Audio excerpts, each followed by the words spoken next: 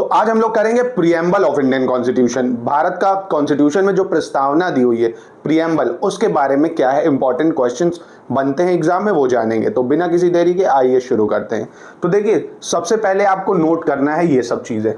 कैसे नोट करनी है वो मैं समझाता हूं। तो देखिए, प्रीएम्बल होता क्या है। तो सबसे पहले प्रीएम्बल क्या है, तो देखिए, जैसे आपको लेट्स सपोज पाव भाजी बनानी है, तो आपको क्या क्या चाहिए भाई, सारी भाजी चाहिए, उसका मसाला चाहिए, पाव चाहिए, तो मतलब आपको इंग्रेडिएंट चाहिए, है ना। तो ऐसे ही संविधान बनाने के लिए जो जो बेसिक चीजें हमको चाहिए कि यार इंडिया में आप क्या क्या दोगे, डेमोक्रेसी दोगे, ठीक है, रिपब्लिक सिस्टम दोगे, ठीक है, सोशलिस्ट दोगे, ठीक है, सोवरेनिटी रखोगे, ठीक है। तो ये सब इंग्रेडिएंट जो थे, तो प्रीएम्बल आपको याद है लास्ट क्लास में मैंने ऑब्जेक्टिव रेजोल्यूशन पढ़ाया था, जो पंडित नेहरू ने 13 दिसंबर 1946 को पास किया था, जिसको एक्सेप्ट कर लिया गया था 22 जनवरी 1947 को। तो वही विजन प्रीएम्बल के रूप में जन्म लेता है, ठीक है। तो सबसे पहले संविधान में प्रीएम्बल स्टार्ट करा था यूएसए ने। किसने, याद रखिएगा, यूएसए ने। प्रीएम्बल होता क्या है, इंट्रोडक्शन, समरी भी बोल सकते हैं आप, है ना, कि क्या है किसी चीज में, और प्रीफेस ऑफ द कॉन्स्टिट्यूशन। आपको याद रखना है, शॉर्ट में लिखना है, preamble is considered as introduction of the constitution, summary of the constitution, preface of the constitution, ठीक है। तो याद रखिएगा, एक तरह से इंडेक्स है कि भैया बुक खोली, संविधान में क्या क्या है, ये चीजें, ठीक है, ध्यान रखिएगा। दूसरी इंपॉर्टेंट चीज, ये नॉन जस्टिसिएबल है और नॉट इन्फोर्सेबल बाय कोर्ट है।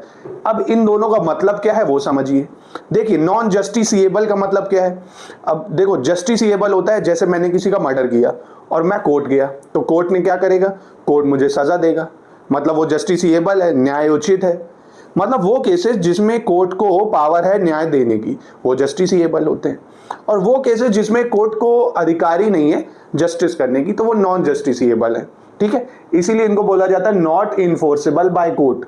मतलब अगर प्रीएम्बल में जो भी चीजें दी गई हैं वो इंप्लीमेंट नहीं होती हैं, तो आप कोर्ट नहीं जा सकते कि सर सोवरेनिटी, सोशलिस्ट, सेक्युलर ये तो दिया है पर ये इंप्लीमेंट नहीं हो रहा है ना, तो आप कोर्ट नहीं जा सकते क्योंकि कोर्ट द्वारा इन्फोर्सेबल नहीं है ये। तो याद रखिएगा, एग्जाम में कई बार आया है कि preamble is a justiciable part और नॉन जस्टिसिएबल पार्ट। तो preamble is non justiciable part, मतलब संविधान का जो प्रीएम्बल है, कोर्ट इसमें किसी तरह का डिसीजन नहीं दे सकता, ठीक है।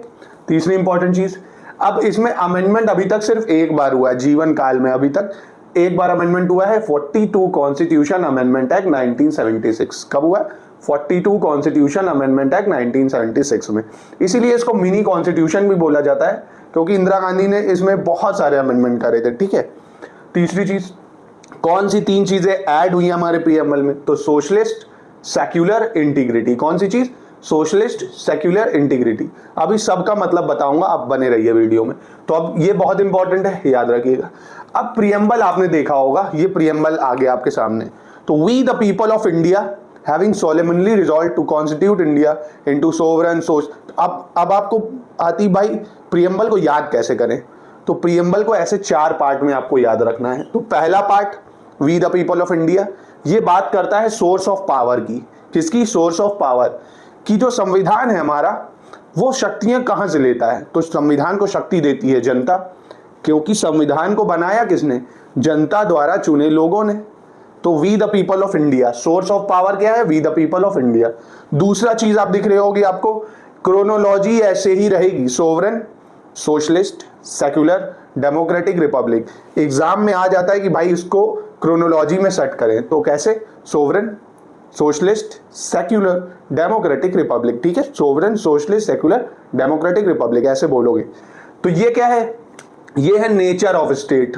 क्या है कि हमारे देश का नेचर कैसा है, ऐसा है भाई, हम सोवरेन हैं, हम सोशलिस्ट हैं, हम सेक्युलर हैं, हम डेमोक्रेसी है हमारे पास, और रिपब्लिकन हेड है। अभी इन सब का मतलब आगे जानेंगे हम लोग, परेशान मत हो आप।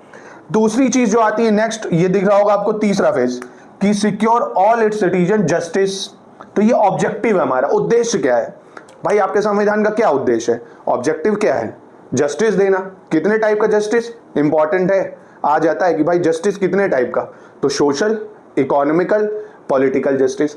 अब सोशल जस्टिस मतलब आप देखोगे कि हर एक आदमी, चाहे वो किसी भी कास्ट का हो, सबकी नजरों में बराबर है। अभी मैं सबका मतलब समझाऊंगा आगे अलग से, अभी आप इतना याद रखो। ठीक है, तो 3 टाइप का जस्टिस, सोशल, इकोनॉमिकल और पॉलिटिकल। दूसरा लिबर्टी देता है, कितने टाइप की लिबर्टी, ये बहुत इंपॉर्टेंट है। तो 5 टाइप की लिबर्टी, कौन कौन सी, liberty of thought, liberty of thought, expression, liberty of expression, liberty of belief, liberty of faith, liberty of worship. अभी सबका मतलब बताऊंगा आपको, अभी इतना जान लो, सोचने की आज़ादी देगा, आप किसी भी तरह का एक्सप्रेशन कर सकते हो। अब ये नहीं तेरी ये सब नहीं, मतलब एक्सप्रेशन पे आपकी आज़ादी है, आपकी बिलीफ में आज़ादी है कि आप गांधी जी को मानो या लाल बहादुर शास्त्री को मानो, बट हाँ कंडेम मत करो, किसी की गाली मत दो। फेथ पे आपके बिलीफ, मतलब आपको लिबर्टी है फेथ की, आप किसी पे भी फेथ रखो, फेथ किसी पे भी रख सकते हो। वर्शिप की आज़ादी, आप चाहे कृष्ण जी की पूजा करो, चाहे आप अल्लाह की पूजा करो, इट्स अप टू यू, ठीक है, सरकार का उसमें कोई रोल नहीं। तो अभी आप ये याद रखो, अभी पर्सनली इसको बताऊंगा मैं। तो लिबर्टी है 5 टाइप की, thought, expression, belief, faith and worship. Equality 2 type की देता है, equality of status, status and opportunity, 2 type की equality, opportunity, equality of status and of opportunity. अब स्टेटस की इक्वालिटी मतलब, अब देखो सबके जो भारत में सबको वोटिंग राइट एक ही जैसा है ना, अब ऐसा तो है नहीं कोई अमीर है तो उसको अलग सजा, अलग प्रिविलेजेस हैं, ऐसा कुछ नहीं ना, तो सबकी स्टेटस इक्वल है। अपॉर्चुनिटी मतलब मैं भी कोई आईएएस का फॉर्म भर सकता हूँ, आप भी भर सकते हो, हर कोई भारत का नागरिक भर सकता है, ठीक है। तो equality of status and of opportunity, 2 type की इक्वालिटी, ठीक है। फिर लास्ट आता है फ्रेटर्निटी। अब फ्रेटर्निटी अश्योर करता है dignity of individual, fraternity dignity of the individual. अब फ्रेटर्निटी का मतलब होता है ब्रदरहुड बनाए रखना, है ना, भाईचारे की भावना बनाए रखना आपस लोगों में। अभी मैं सबका मतलब अलग अलग बताऊंगा आपको, अभी आपको एक आइडिया दे रहा हूं प्रीएम्बल को कैसे पढ़ना है। चौथी चीज आती है डेट ऑफ अडॉप्शन, जो दिख रही होगी आपको, adopt, enact and give ourselves this constitution. कब हमने इसको अडॉप्ट करा है, तो ये डेट है बहुत इंपॉर्टेंट, 26 नवंबर 1949, इसी दिन हम लॉ डे भी मनाते हैं, ठीक है। तो प्रीएम्बल को आपको 4 पार्ट में पढ़ना है, source of power, people of India, nature of state, sovereign, socialist, secular, democratic, Republic. Objective क्या है, जस्टिस, कितने टाइप का, 3 टाइप का, liberty, liberty of thought, expression, belief, faith and worship. Equality, equality of status and of opportunity, 2 type की equality. Fraternity मतलब brotherhood assuring dignity of individual, ठीक है, और ये नॉन जस्टिसिएबल है और नॉट इन्फोर्सेबल बाय कोर्ट है। तो ये है प्रीएम्बल का फर्स्ट पार्ट। नेक्स्ट पार्ट में जानेंगे अमेंडमेंट प्रीएम्बल में कैसे हुआ, क्या है basic structure of the constitution, ठीक है, और इन सब वर्ड का मतलब, सोवरेन, सोशलिस्ट, सेक्युलर का मतलब जानेंगे नेक्स्ट वीडियो में। थोड़ा थोड़ा पढ़ो, अच्छे से पढ़ो। तो कोई क्वेरी हो आप कमेंट में अपना सजेशन दे सकते हो। अगर आपको वीडियो पसंद आया हो तो चैनल को सब्सक्राइब कर सकते हो। Thank you guys.